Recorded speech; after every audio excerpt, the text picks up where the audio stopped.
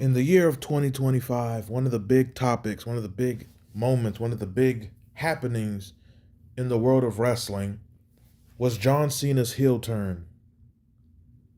Whether or not it was a waste of time or served a purpose or made any actual money for the company or provided any entertainment value through matches, angles, whatever the case, I guess that's, up for debate. But when I was talking about this over the last few months and covering it, when Cena turned, the aftermath, when he's now back to being a babyface, like 5 months later, you people are very passionate, once again, about John Cena, to the point where there are people in the comment section who were saying John Cena is the one who turned them off to wrestling. Now, I've heard a lot of people say this over the last 20 years. I remember on YouTube around like 2009, 2010, 2011, there was actually a channel on YouTube called Wrestling BC, and the BC stood for Before Cena. And what this channel was, Wrestling BC, they used to upload every episode of Raw and SmackDown from the Attitude Era years all the way up into about 2003. And it was called Wrestling Before Cena, not so much before he existed, but before he got pushed as a top guy down your throat. That channel was banned because it was literally uploading entire episodes of Raw and SmackDown. But it was a great channel. I loved it. This is before WWE completely regulated YouTube. And now they have their vault and things like that. But a lot of people have said this for many years. I remember people being turned off by Cena in 05, 06, 07, 08, 09, and thereon.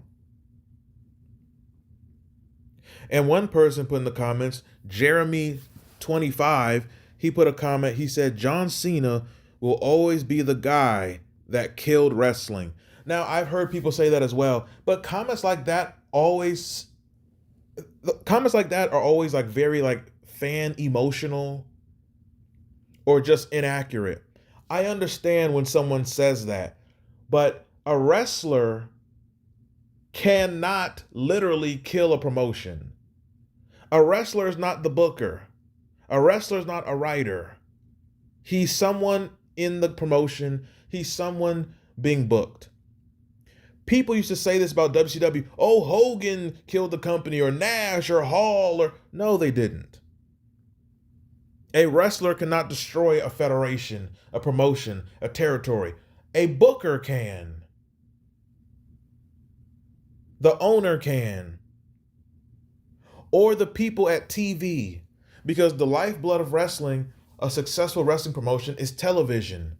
WCW, and I've already said this, you should know this, WCW did not end because of Eric Bischoff's bad booking. It did not end because of Kevin Sullivan's booking. It did not end because Hogan was holding people down. It did not end because they didn't push Eddie Guerrero and Chris Benoit and Mysterio. It did not end because of Vince Russo's horrible booking. Their booking led to ticket sales declining and ratings declining, but it did not destroy the promotion. WCW closed because the TV executives did not want it anymore.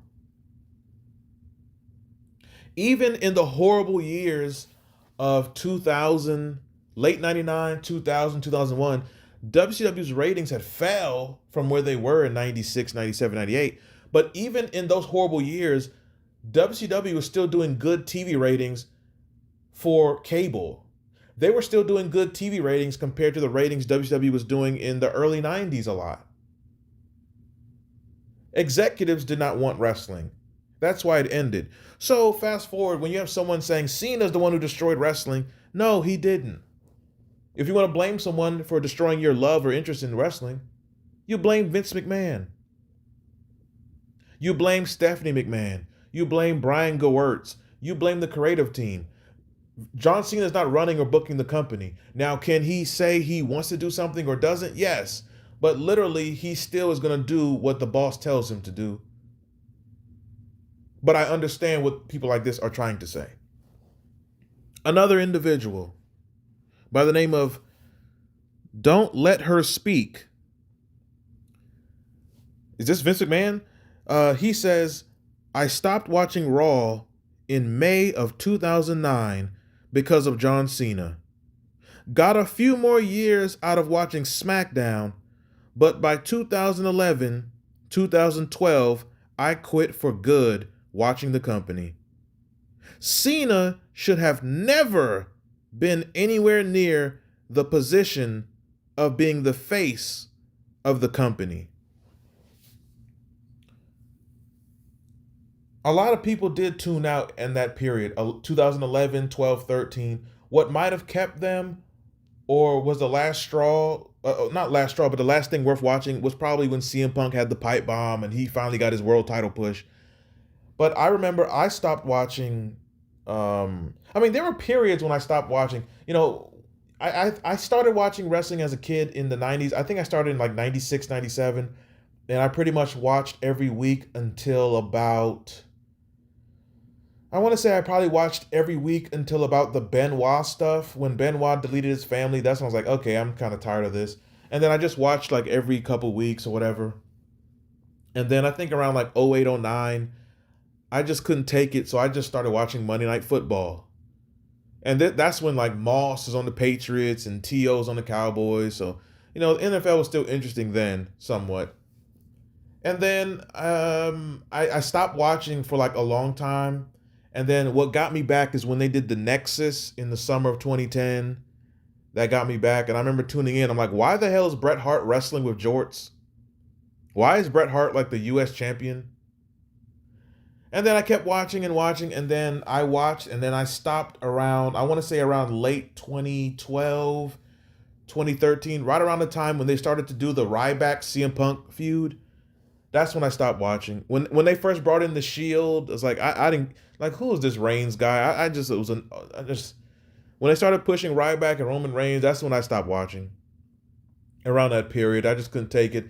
And then also that's around the time when they're about to like Triple H and Stephanie's like, I think they're the Authority. It's like, okay, I remember watching Triple H and Stephanie dominate the show back in like 2000, and I didn't like them then. I don't want to watch them. They're now 13 years older dominating the show again. So that turned me off. But a lot of people say it was Cena that turned them off. Now, when this individual said Cena should have never been anywhere near position of being the face of the company, I don't understand that. When Cena was getting pushed, when Cena was around in 03, 04, he was tremendous. When Cena was a heel rapper, he was tremendous. When they turned him face, he was still good. In 05, that's when his character went from like a certain edgy nature to like corny white rapper PG. Then he drops the rapper gimmick, and then he's just overly bland baby face, and he's doing childlike humor for the rest of time. But when they pushed him as a top guy in 05, he was the right choice. Him and Batista got that push. Could it have been Randy Orton? Yeah, but Orton doesn't have the charisma or talking ability that a Cena had. Could it have been Booker T and Van Dam? Well, they wasted Booker T and Van Dam from 01. So even if they pushed them by 05, it was like they kind of missed the boat. So Cena should have been the face of the company and around that. I don't understand this person saying that. If it's your personal taste, okay, but business-wise, he did make sense to be the face. There were worse choices that they made after 05. The Great Khali. At some point, Jinder Mahal is the world champion. Like, there were worse people. But is Cena, I just said what I said. A wrestler cannot destroy a promotion. A wrestler, the way they're being portrayed, can destroy the interest of a fan viewing. But once again, that the portrayal of someone, that's the booker's fault. So no, Cena did not kill wrestling. Did he destroy people's interest in watching it the way he was positioned? Sure. I think that's clear. You've had other wrestlers say that. They were tired of Cena, just the Superman push for years and years and years and years. And that did turn a lot of people off. And that turned a lot of people off from liking Cena, because a lot of people liked John Cena in 03. They liked him in 04. They liked him when he was being pushed to the main event against JBL at WrestleMania 21. But there's something about when they put him on Raw and that spinner belt, it just, I don't know what it was. It just, he just came off as like fraudulent. What are your thoughts on John Cena? Did he turn you off to watching wrestling? Did you enjoy him? Did you get a kick out of his corny nature? What are your thoughts on him and his career? He's definitely a legend of wrestling. I don't think people will dispute that. He's a legend. He did his work. He carried the company. Whether you liked him carrying it, now that's personal taste. But he's definitely a legend. He's definitely an icon. He's definitely a name that you have to mention when you go through the history, like him or not. But what are your thoughts on John Cena? Did his portrayal, did his push destroy your interest in wrestling? And if it did, what year turned you off? Or are you someone who you never stop watching to this day? I don't understand that. Do you have a brain injury? With that said, hit the like button, leave your thoughts in the comments, share this video, make sure you're subscribed to this channel. After you subscribe, you can get a join. You can hit the join button, become a member of XDN Sports. It helps support the channel, keeps it going. If you enjoy my content, if you have a video request, if you want me to talk about a certain person, a certain topic, you can donate to the Cash App. It's $XDN online. A lot of my videos on all my channels come from donations from listeners like you who tell me what they want to hear me talk about. So if you like the same, you can donate there and just write in the line what you want your video to be about, and it'll be made as quick as possible and uploaded as quick as possible to your liking. With that said, XDN wins. I'm up out of here, and that is it.